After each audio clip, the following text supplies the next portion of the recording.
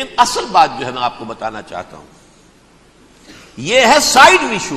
اصل ایشو ہے فلسطین کا جو شروع ہونے والا ہے. بھٹی دہکے گی وہاں.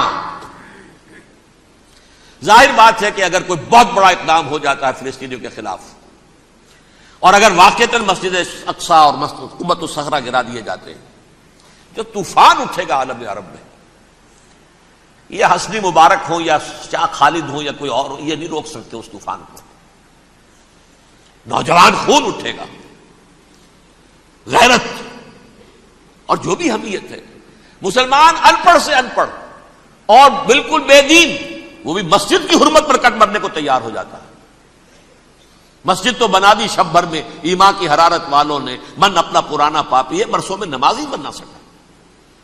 وہ چاہے کانپور کی مسجد سے مسلمانوں نے جانے دی ہیں، چاہے وہ شہید گنج کی مسجد کی مسلمانوں نے جانے دی ہیں، چاہے نماز نہ پڑھتے ہو. لیکن یہ جو حرمت اور یہ جو حمیت اور یہ غیرت ہے، اس سے جو طوفان اٹھے گا یہ ہوگا اس ملحمۃ العظما، اس کی طرف پیش رفت ہو رہی. کتاب الملاحم سے احادیث کے حوالے سے کہ جن جنگوں کا حوالہ دیا حضور نے، پیشن گوئی کی ہے، اس کا نقطہ آغاز تھا خلیج کی جنگ.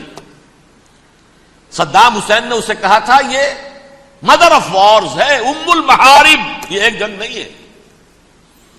اس کا نقشہ بھی حدیث میں موجود ہے، پیشن گوئی موجود تھی، اس وقت بھی ہم نے شائع کی تھی. لیکن اس میں جو جنگ اب ہونے والی وہ الملحمۃ العظما. ملحمہ کسے کہتے ہیں؟ لحم گوشت کو کہتے ہیں، اور قصائی کی دکان کو عربی میں ملحم کہتے ہیں، جہاں گوشت کے ٹکڑے کیے جاتے ہیں. آج کل مشینوں سے ہوتے ہیں، اب جو ہے وہ ہاتھ سے چھریوں سے نہیں ہوتے، لیکن ٹکڑے ہو رہے ہوتے ہیں، جسموں کے چیتھڑے اڑ رہے ہوتے ہیں. ملحمہ یہی لفظ استعمال کیا تھا حضرت سعد ابن عبادہ نے رضی اللہ تعالی عنہ یوم فتح مکہ. ان کے دل میں تھا کہ اب ہم انتقام لیں گے ان عربوں سے، ان قریش سے. الیوم یوم الملحمہ، الیوم یوم الملحمہ، یہ کہتے ہوئے جا رہے تھے. ایک خاص کیفیت، آج ہے گوشت کے ٹکڑے اڑانے کا دن. حضور سے کہا کسی دن جا کر کے ساتھ تو یہ کہہ رہے ہیں الیوم یوم الملحمہ، الیوم یوم الملحمہ. حضور نے فرمایا نہیں، ان سے کہو جا کر الیوم یوم المرحمہ، الیوم یوم المرحمہ، آج رحمت کا دن ہے، آج تو میں ان سب کو معاف کروں گا.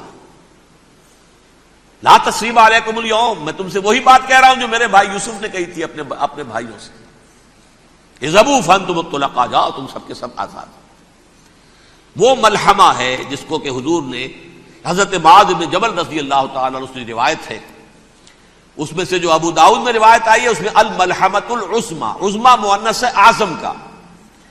آپ کہتے ہیں جنگ عظیم اول، جنگ عظیم دوم، عظیم کا باپ ہو گیا اعظم، سب سے بڑا، اور اس کا مؤنث ہے سب سے بڑی، عظما. الملحمۃ العظما، سب سے بڑی لڑائی. میرے نزدیک یہ وار کے معنی میں نہیں ہے، بیٹل کے معنی میں. انگریزی میں یہ دو لفظ علیحدہ ہیں، وار، بیٹل. وار سالوں کو محیط ہوتی ہے، بیٹل کسی ایک خاص جگہ پر جو لڑائی ہوتی ہے اس کو کہتے ہیں. حضور کے اور قریش کے درمیان 6 سالہ وار تھی، جنگ تھی. لیکن battles, battle of Uhud, battle of Badr, یہ بیٹلز تھی، لڑائیاں تھیں. تو عظیم ترین جنگ شاید اس اعتبار سے نہ ہو جیسے کہ ورلڈ وار 1 اور ورلڈ وار 2، یعنی اس کی وسعت کا اتنا معاملہ نہیں اور طوالت کا نہیں. لیکن جو لڑائی جو ہے بیٹل ہونی ہے، جس کو کہ یہ لوگ، یا چونکہ میں نے کہا تھا شروع میں کہ سرما ہے میری آنکھ کا خاک حجاز و حول قدس، نیو ٹیسٹمنٹ کی آخری کتاب ہے the book of Revelation, Revelation of Saint John. اس میں آرمگڈون کہا گیا ہے اسے. ہر مجدون، یہ عبرانی لفظ ہے. ہر کہتے ہیں اونچی جگہ کو، سطح مرتفع. مجدون میگیڈو، میگیڈو ایک وادی ہے، مرتفع، وادی مرتفع. یہ ہے واقع لبنان، اسرائیل اور شام کے درمیان جو ٹکڑا، جو ٹرائنگل بنتی ہے، یہ ہے، یہاں پر بڑی جنگ لڑی جائے گی. اور یہ جنگ صلیب ہوگی، جو کہا ہے بش نے، یہ جنگ صلیب. سیکنڈ ملینیم شروع ہوئی تھی تو پہلی صلیبی جنگ ہوئی تھی، 3rd ملینیم شروع ہوا ہے، یہ 2nd صلیبی جنگ ہے، یہ کروسیڈ ہے. اور میں اس مرتبہ امریکہ گیا تھا تو پہلی مرتبہ مجھے وہاں ایک رسالہ ملا ٹرمپٹ نام کا.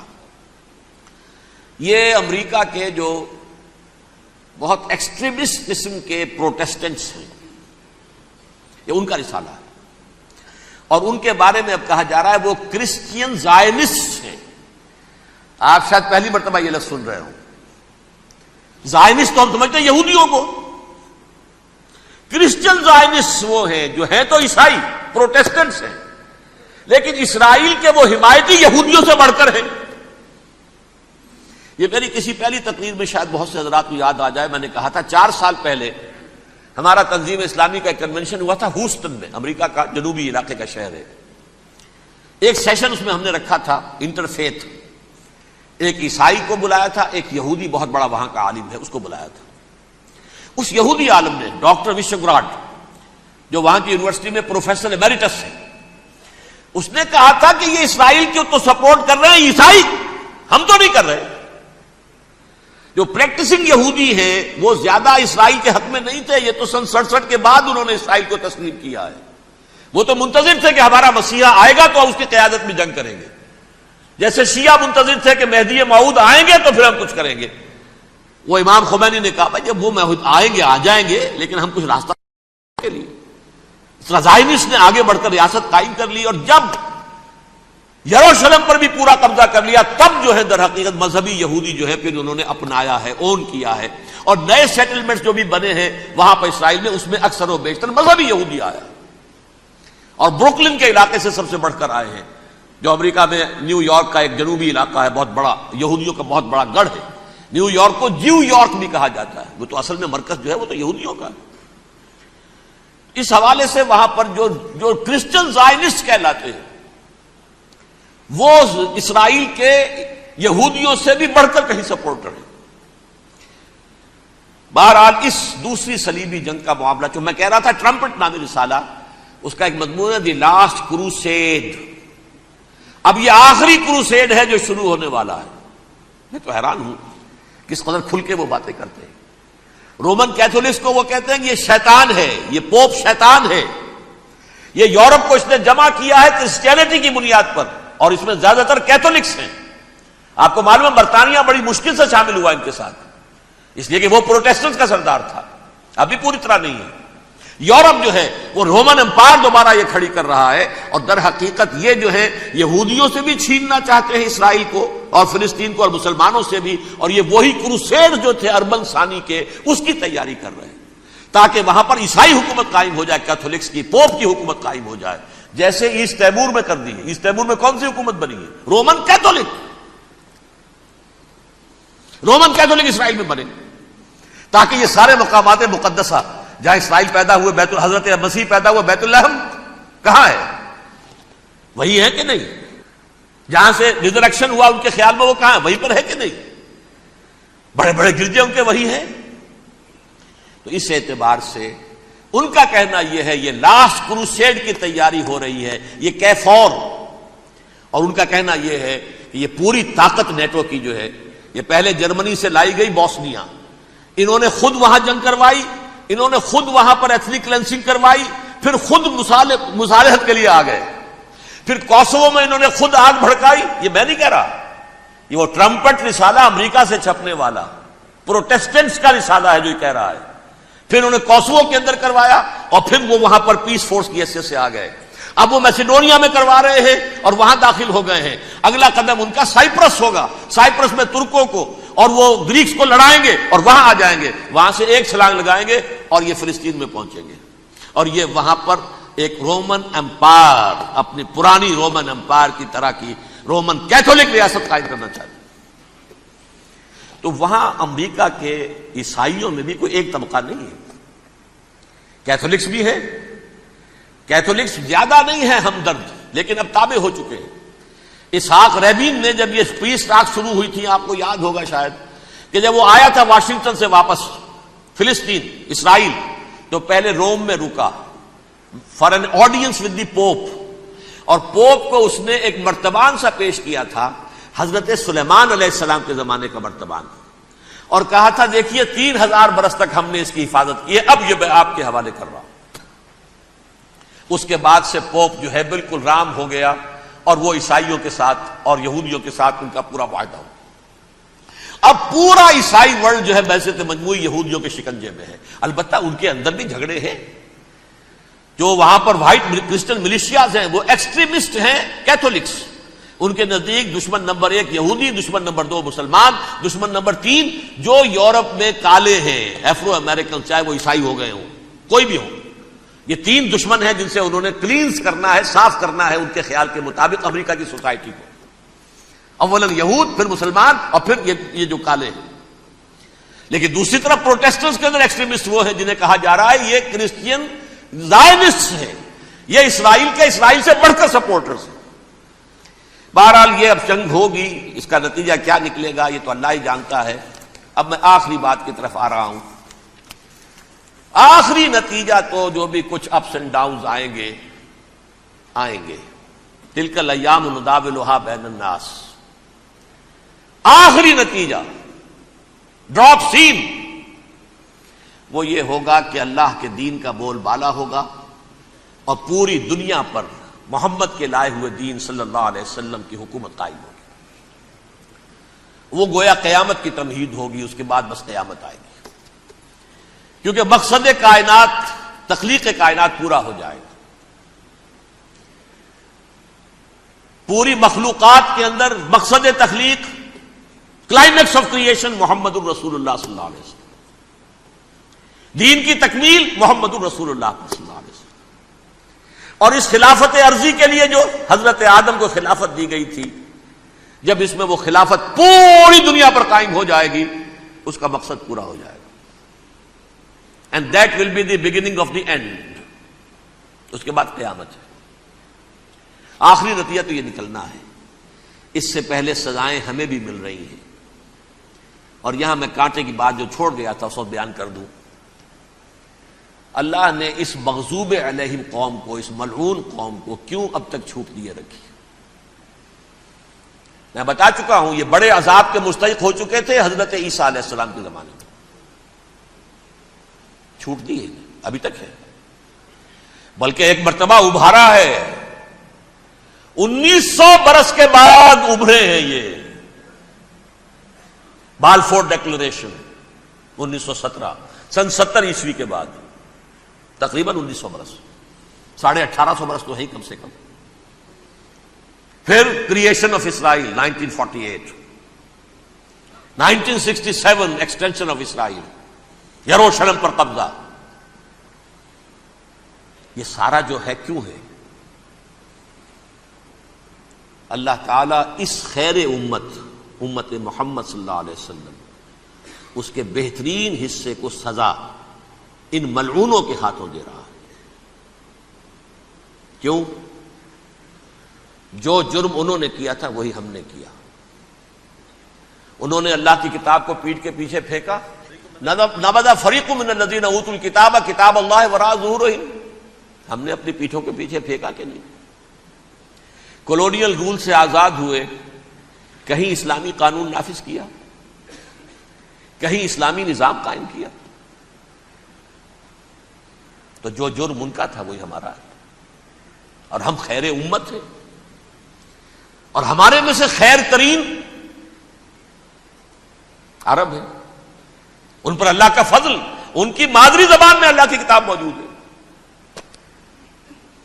پھر انہوں نے اللہ کے دین کو پیٹھ دکھائی. جو ملک آزاد ہوا کولونیل رول سے، یا اس نے قبلہ کر لیا اپنا ماسکو کی طرف یا کر لیا واشنگٹن کی طرف. کسی نے مکے کو قبلہ بنایا. یہ بدترین سزا ہے. ویل للعرب من شر قد اقترب.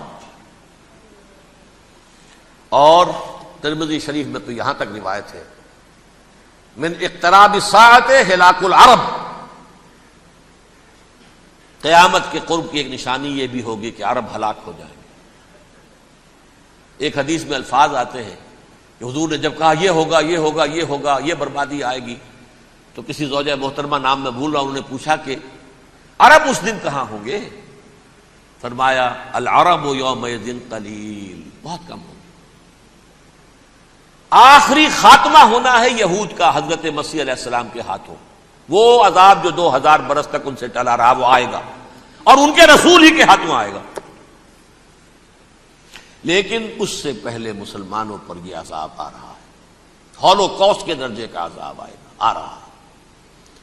البتہ ہم پاکستانی اس میں یوں سمجھ لیجئے کہ وہ تو خبریں موجود ہیں احادیث میں، وہاں تو جو ہونا ہے، اتنے انسان مریں گے کہ ایک پرندہ جو ہے اڑتا چلا جائے گا، وہ نہیں چاہے گا کہ نیچے اترے تو کسی لاش پر اترے، اسے جگہ نہیں ملے گی زمین خالی کر کہیں اتر سکے، تھک ہار کر گرے گا، مرے گا تو بھی لاش کے اوپر گرے گا۔ یہ الفاظ ہے حضور صلی اللہ علیہ وسلم، الملحمۃ العظمی الملحمۃ الکبریٰ، یہ لاسٹ کروسیڈ ٹرمپٹ اخبار نے، میں اس کا فوٹو اسٹیٹ بھی کبھی آپ کو دکھا دوں، ویسے میرے ساتھ ہے وہ رسالہ ٹرمپٹ، دی لاسٹ کروسیڈ، اس کی تیاری ہو رہی ہے۔ وہ الملحمۃ العظمی اور ملحمۃ الکبریٰ جو ہے وہ آنے والی ہے۔ ابن ماجہ میں کبریٰ کہا ہے، اکبر کا مؤنث کبریٰ، ملحمہ کبریٰ سب سے بڑی جنگ اور ملحمہ عظمی سب سے عظیم جنگ، یہ ہوگی اور بہت جلد ہوگی۔ اب آخری بات یہ عرض کر رہا ہوں، کریں کیا؟ کچھ کریں بھی کہ نہیں؟ پہلا کام تو یہ ہے کہ اصل زندگی آخرت کی زندگی ہے، دنیا میں تباہی بربادی آ بھی جائے، آخرت بچ جائے، پہلا کام یہ ہے کہ ہر شخص توبہ کرے، لیکن توبہ توبۃ نصوح، توبہ کی تسبیح نہیں، آیہ کریمہ کا ختم نہیں، لاکھ مرتبہ لا الہ الا انت سبحانک انی کنت، اس سے کچھ نہیں ہوتا۔ توبہ یہ ہے اپنی معاش کے اندر جھانکیے، اپنی معاشرت میں جھانکیے، جہاں جہاں اسلام کے خلاف کچھ نظر آئے پھینک دیجئے، نکال کر کاٹ دیجئے، بے پردگی ہے نکالیے، آپ کی کمائی میں کوئی حرام کا عنصر ہے ختم کیجئے، توبہ کیجئے، ابھی کیجئے، عملی توبہ۔ فرائض کی ادائیگی میں کوتاہی ہو رہی ہے، ابھی شروع کیجئے، اللہ کے دین کے غلبے کے لیے جد و جہد، ان صلاتی و نسکی و محیایا و مماتی للہ رب العالمین لا شریک لہ وبذالک امرت وانا اول المسلمین، بڑی ہے۔ اگر میرے اور آپ کے کیے کچھ نہ ہوا تب بھی کم سے کم میری اور آپ کی آخرت تو بچ جائے گی، عاقبت تو بن جائے گی۔ اخروی عذاب، سب سے بڑا عذاب، دائمی عذاب، اس سے ہم بچ جائیں۔ دوسرا کام ہے اجتماعی توبہ۔ اجتماعی توبہ کیسے ہوگی؟ یہ سلطنت خداداد پاکستان جو اللہ نے عطا کی تھی، اس میں اسلام کا نظام قائم اور اسلام کی شریعت نافذ کی جائے، اس کے لیے جد و جہد تن من دھن کے ساتھ لگ جانا، منظم جماعت بنا کر، اول تو تمام جماعتیں ایک متحدہ محاذ بنائیں اور آ جائیں میدان کے اندر۔ وہ صرف طالبان کی حمایت نہیں، اس ملک میں اللہ کے دین کو قائم کرنے کے لیے مثبت مقصد سامنے رکھے۔ بہرحال اس کے لیے کوششیں تو جتنی بھی ہو سکتی ہیں ہو رہی ہیں۔ میں کتنے عرصے سے یہ کہہ رہا ہوں، کاش کہ یہ دینی جماعتیں ساری کی ساری یہ پاور پالیٹکس سے پسپائی اختیار کر کے اور ایک مطالباتی تحریک، ایک مظاہراتی تحریک، ایک pressure movement, pressure group, resistance movement, دین کو نافذ کرو، حرام کی حرمت کو نافذ کرو، قائم کرو دین کو، اس کے لیے میدان میں آ جائے۔